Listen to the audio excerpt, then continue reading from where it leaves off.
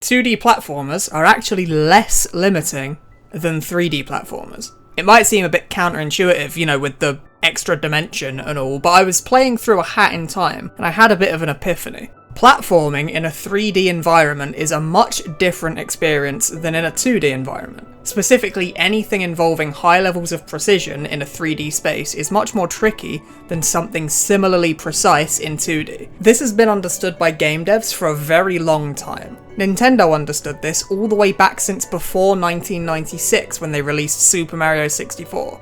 They realised that jumping on enemies' heads in 3D is much more difficult than it is in 2D. The lack of depth perception in a 3D space makes jumping on top of a small enemy tedious to do. So they gave Mario some melee attacks, a punch and a kick, so that you can jump on the Goomba's head if you want to, but if you want to also punch it in the mouth, you can do that instead. So because of this limitation, game devs have to be a little bit clever when it comes to 3D platformers. If you've ever played any 3D platformer, then you would have seen this sort of thing for yourself, but anything that appears to involve precision is actually much more lenient than it appears. Take a look at these ropes that you can walk across in A Hat in Time. It looks quite thin, it looks like you'd have to land directly on top of it. But in reality, I jump anywhere near this rope and I zip zap zoop on top of it like a magnet. This sort of thing exists all over the place in these sorts of games. The broader movement is crisp and smooth, but anything more precise gives you magnet shoes to make it not infuriating.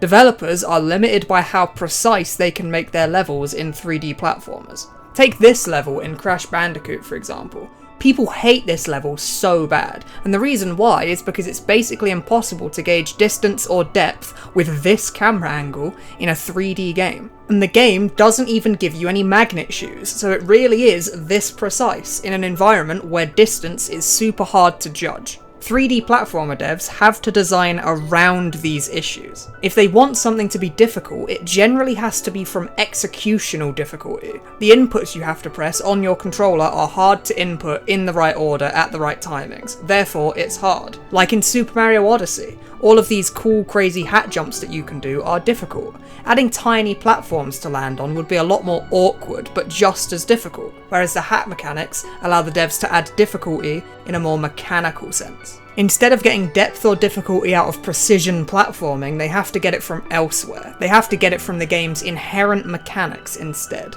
2D platformers have no such issues. Games like Celeste can have hyper precision because gauging distance and depth in a 2D space is much more doable. They can have this precision as well as having mechanical difficulty with things such as wave dashing and wall bounces and all those crazy mechanics that Celeste has. 3D platformers are more limiting than 2D platformers. Not necessarily to the player, but to the designer. If the designer wants difficulty, they have to be very careful with how they obtain it. Making it overly precise will feel sluggish and clunky and turn players away, which is why most 3D platformers are collectathon style games with a bit more emphasis on finding secrets and stuff, whereas a lot of the more popular 2D platformers are focused on their precision, with modern indie titles in the genre being gruelingly tough tests of skill throughout the entire game. Because despite both being platformers, 2D and 3D platformers are worlds apart in terms of what their design strengths and weaknesses are. The best games within these genres play to the genre's strengths